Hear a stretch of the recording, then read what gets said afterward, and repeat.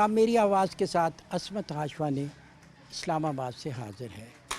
ناظرین، تعلیم انتہائی ضروری ہے۔ کسی بھی معاشرے اور ملک نے اگر ترقی کرنی ہے تو اسے ایک ترقی یافتہ قوم چاہیے، اور پاکستان ان ممالک میں شامل ہے جہاں پہ خواندگی کی شرح بہت کم ہے۔ ہمیں اس خواندگی کی شرح کو بڑھانا ہے۔ ہم دیکھ رہے ہیں کہ 65% اس وقت ہمارا ملک جو ہے وہ نوجوانوں پہ مشتمل ہے۔ نوجوانوں کی ایک بڑی تعداد جو ہے وہ تعلیم کے میدان میں ہے، لیکن ایک بڑی تعداد جو ہے وہ اسکولوں سے باہر ہے، جس کی تعداد 2.5 کروڑ سے زیادہ ہے، جو بچے ابھی تک اسکولوں میں نہیں آئے۔ آج میں اسلام آباد میں آپ کو ایک ایسے اسکول میں لے کے چلتا ہوں جو پچھلے 40 سال سے کام کر رہا ہے، اور اس کے جو پرنسپل ہیں، جو ٹیچر ہیں، وہ پچھلے 41 سالوں سے اس کاوش میں ہیں کہ ان بچوں کو تعلیم دی جائے جو غریب بچے ہیں، جن کی قوت برداشت نہیں ہے کتابیں خرید سکیں۔ ان سب بچوں کو ایک ہی جگہ پہ انہوں نے اکٹھا کیا، اور 41 سال سے یہ بچوں کا اسکول چل رہا ہے۔ ماسٹر ایوب، جس کا اعتراف حکومت پاکستان نے اس کی خدمات کا اعتراف کرتے ہوئے انہیں پرائیڈ آف پرفارمنس دیا۔ آئیے ناظرین، انہی بچوں سے آپ کو ملاتا ہوں اور کوشش کروں گا کہ ماسٹر ایوب سے بھی ہم بات چیت کر پائیں۔ آئیے ناظرین، چلتے ہیں۔ یہ آتی ہے دعا بن کے تمنا میری، آتی ہے دعا بن کے تمنا میری، زندگی شمع کی صورت او خدایا میری، شمع کی صورت او خدایا میری، لب پہ آتی ہے دعا بن کے تمنا میری، آتی ہے دعا بن کے تمنا میری، میرے دم سے یوں ہی میرے وطن کی زینت، میرے دم سے یوں ہی میرے وطن کی زینت، جس طرح پھول سے ہوتی ہے چمن کی زینت، جس طرح پھول سے ہوتی ہے چمن کی زینت، زندگی ہو میرے پروانے کی صورت یا رب، علم کی شمع سے ہو مجھ کو محبت یا رب،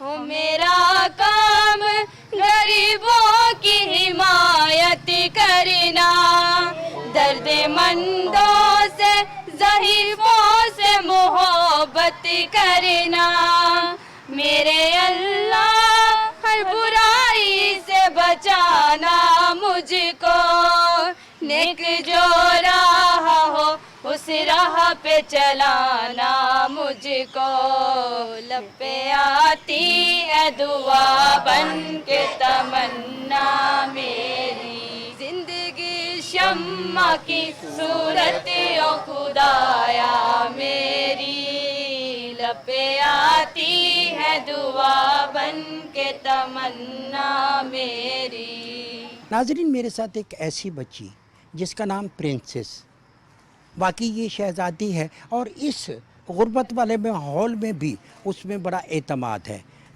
ہمیں یہ کیا سناتی ہے، اسی سے بات کرتے ہیں۔ کیا سنائیں گے آپ ہمیں؟ اسپیچ کریں گے، کریں اسپیچ۔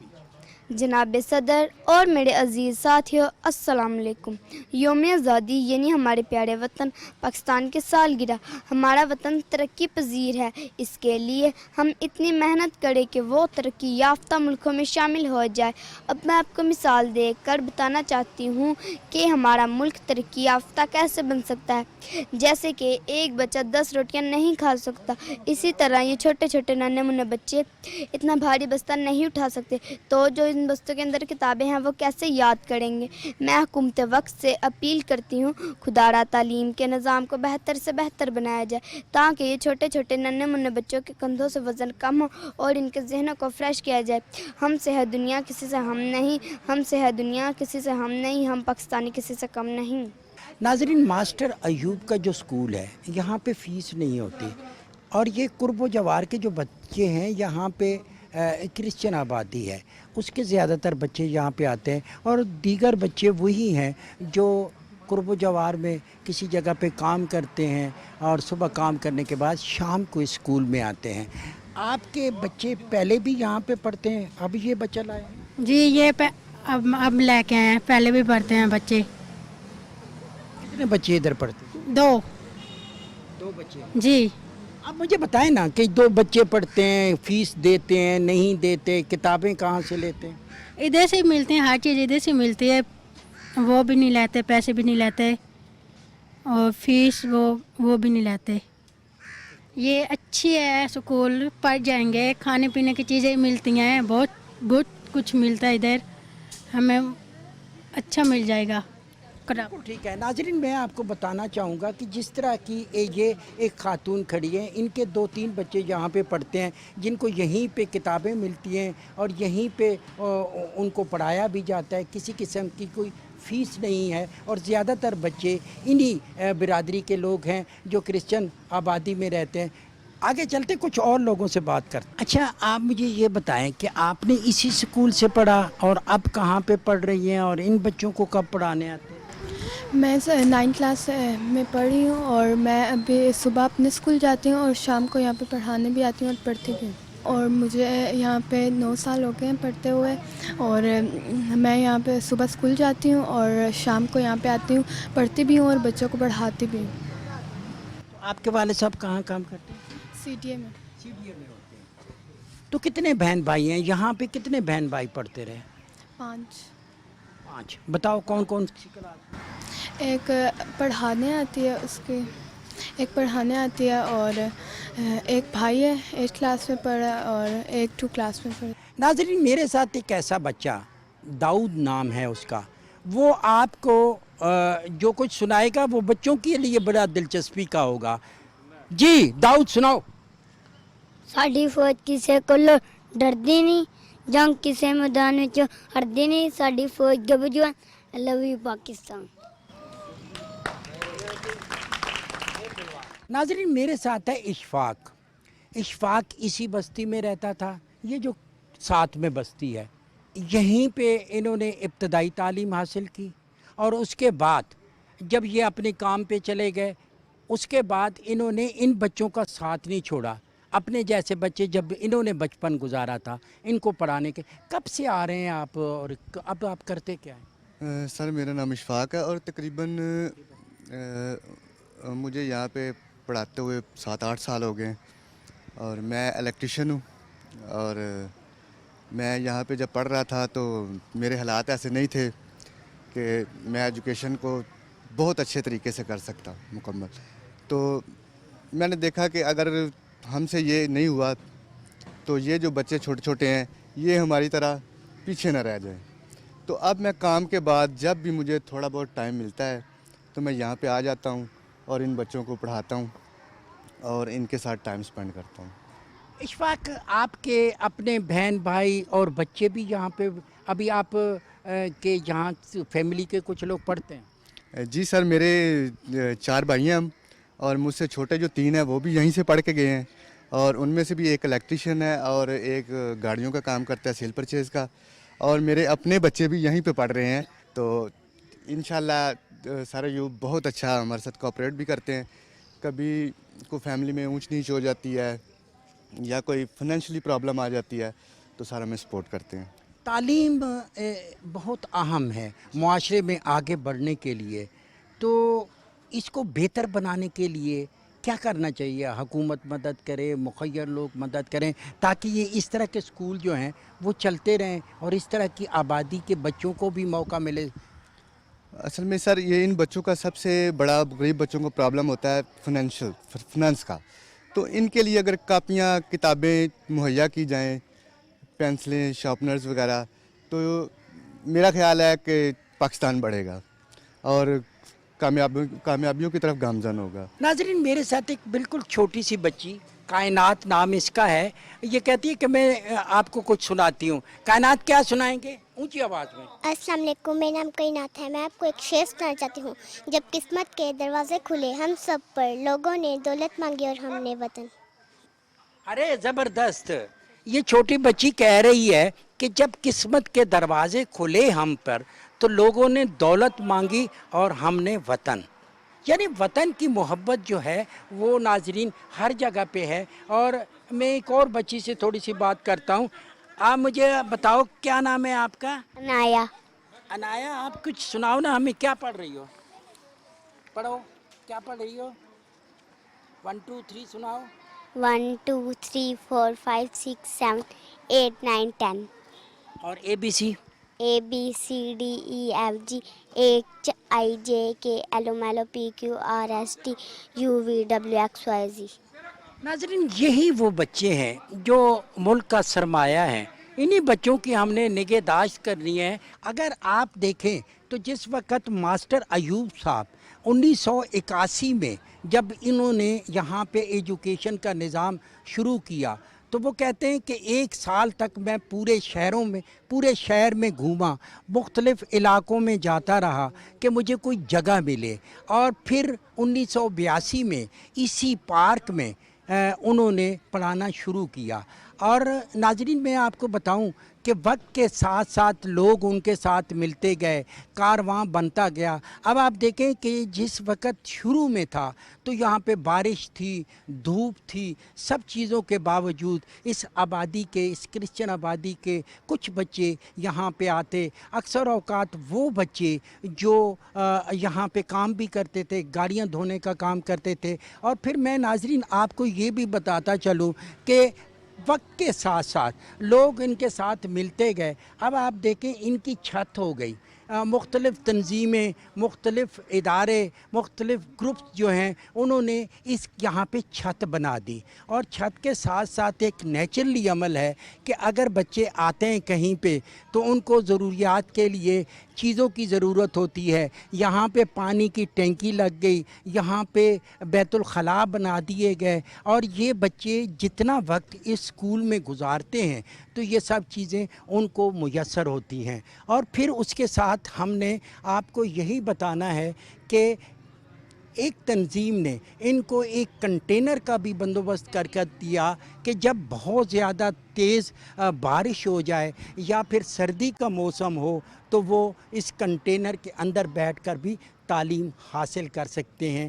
اور یہی ضرورت ہے کہ سرکار ان کی مدد کرے, ادارے ان کی مدد کریں تو یہاں پہ ایک بہترین ماحول جو ہے وہ بنایا جا سکتا ہے. ناظرین میرے ساتھ ہیں ماسٹر رخسار صاحب. رخسار صاحب کو بھی ایک مدت ہو گئی یہاں پہ بچوں کو پڑھاتے ہوئے. انہی سے پوچھتے ہیں کہ اسکول میں ان کی آمد کیسے ہوئی. ماسٹر صاحب آپ کب آئے اسکول؟ تقریباً 26-28 سال سے ماسٹر ایوب صاحب کے ساتھ ہوں. اور ماسٹر ایوب صاحب جو ہیں وہ میرے استاد ہیں, میرے محسن ہیں.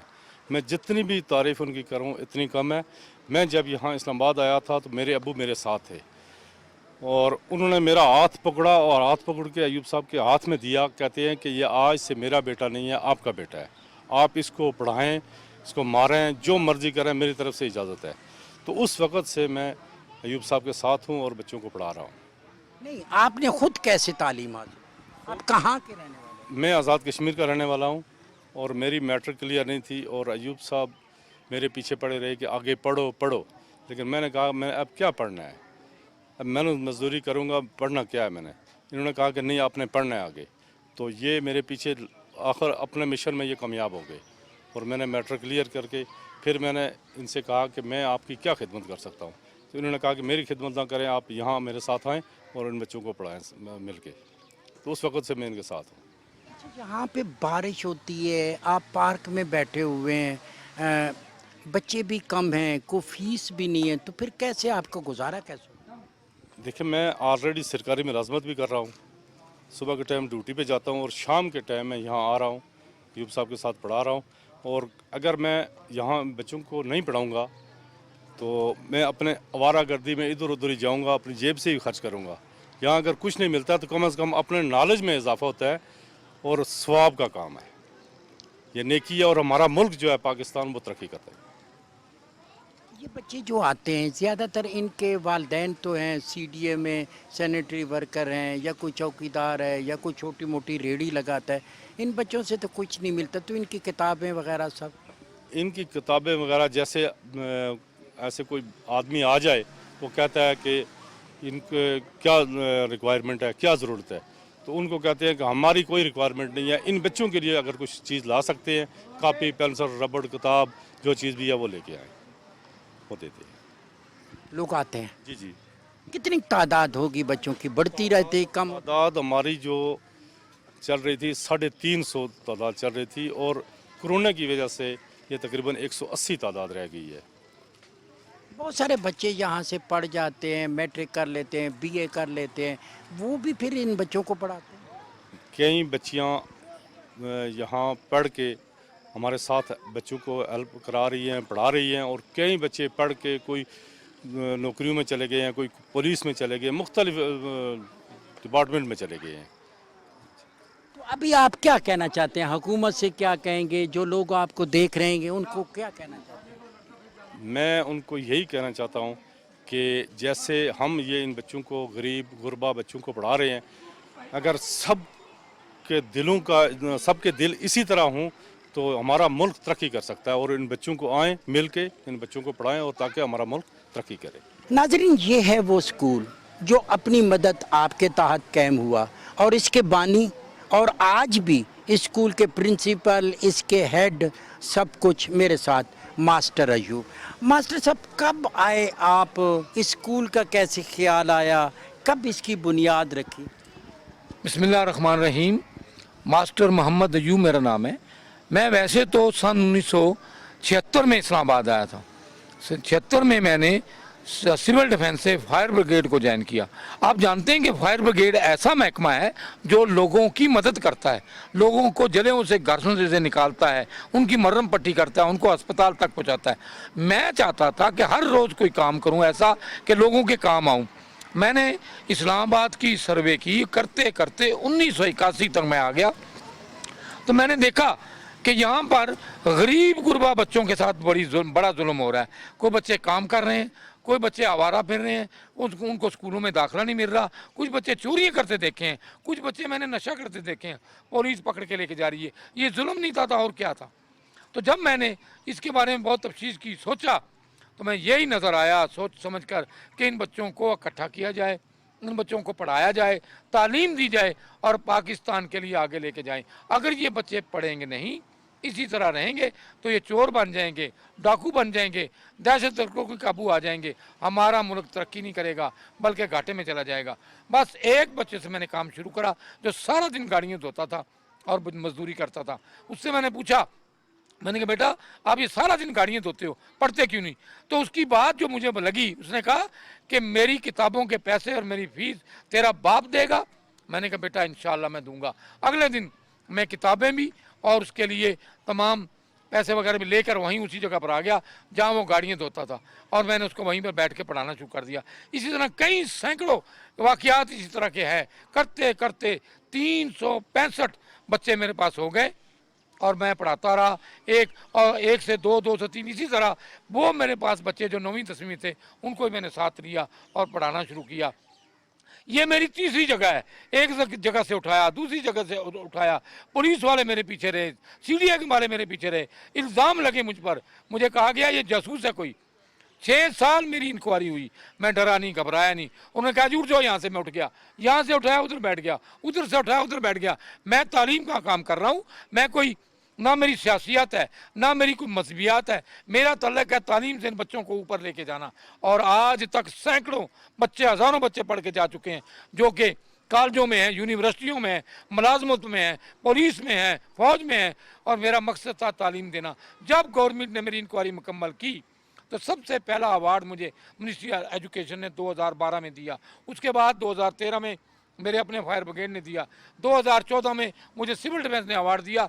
जब ये मुश्किल काम, ज़्यादा खिदमात मेरी फायर ब्रिगेड की हैं जो लोगों जख्मियों को मदद की। 2015 में जब मुझे देखा ये गरीब बच्चों को पढ़ाता है, ज़मीन पे बैठ के इनको जब आगे लेके जा रहा है, तो मुझे प्राइड ऑफ पाकिस्तान का अवार्ड सदर पाकिस्तान ने दिया 2015 में। 2016 में पिलर ऑफ पाकिस्तान का मुझे अवार्ड मिला, और 2017 में मुझे तुर्की से आई हुई टीम मेरे बच्चों की सारियों की एक एक फाइल बनाई, और उन्होंने सब बच्चों के लिए मुझे कहा गया कि हम आपको तुर्की बुलाएंगे। 15 दिन के बाद उन्होंने मुझे तुर्की बुलाया, और वहाँ दुनिया की एक बहुत बड़ी यूनिवर्सिटी है, इंटरनेशनल अवार्ड मुझे दिया। अब जब मैं यहाँ वापस आया तो गवर्नमेंट को फिर तफ्तीश हुई, और गवर्नमेंट ने मुझे gold medal sir Syed education दिया। इसी तरह सर जो मेरी तालीम चलती रही और बच्चे बढ़ते रहे, तो मुझे एक अवार्ड हकीम सईद ने जो मेरे लिए रखा था। हकीम सईद जो तो बेचारे शहीद हो गए, लेकिन उनकी बेटी सईदा ने मुझे अपना बाई एयर कराची बुलाया, और वहाँ पर मुझे वो अवार्ड भी दिया, और कुछ मुझे थोड़ी सी रकम भी दी। मास्टर साहब, आपको कितना अरसा हो गया यहाँ पे ये एजुकेशन करने? अवार्ड तो सारे आपको।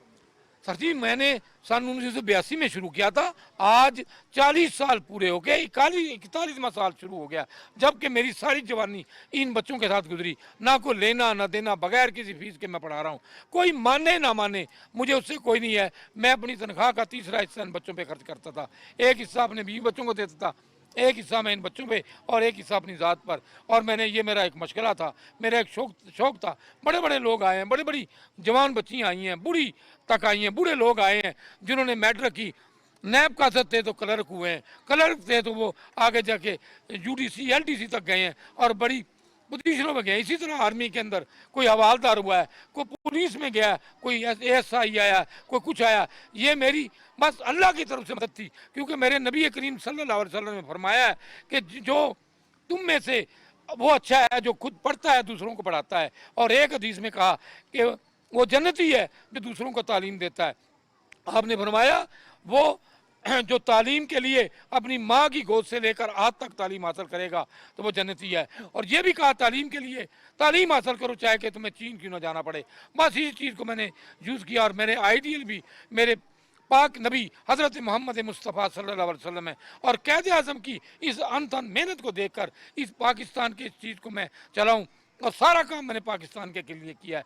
अगर कोई सिपाही बन गया तो पाकिस्तान की खिदमत होगी, अगर कोई फौज में चला गया तो तब भी पाकिस्तान की खिदमत होगी, कोई साइंसदान बन गया, कोई डॉक्टर बन गया तो मैं चाहता हूं कि मेरे लिए दुआ कर देगा और वो पाकिस्तान की खिदमत कर। आज भी मेरे पास 180 बच्चे हैं जो बगैर किसी फीस के पढ़ रहे हैं, और मेरा यही मतन है कि मैं जब तक मेरे जिस्म में एक भी कतरा खून का है मैं इन बच्चों को पढ़ाता रहूँगा, तालीम देता रहूँगा और आगे बढ़ता रहूँगा।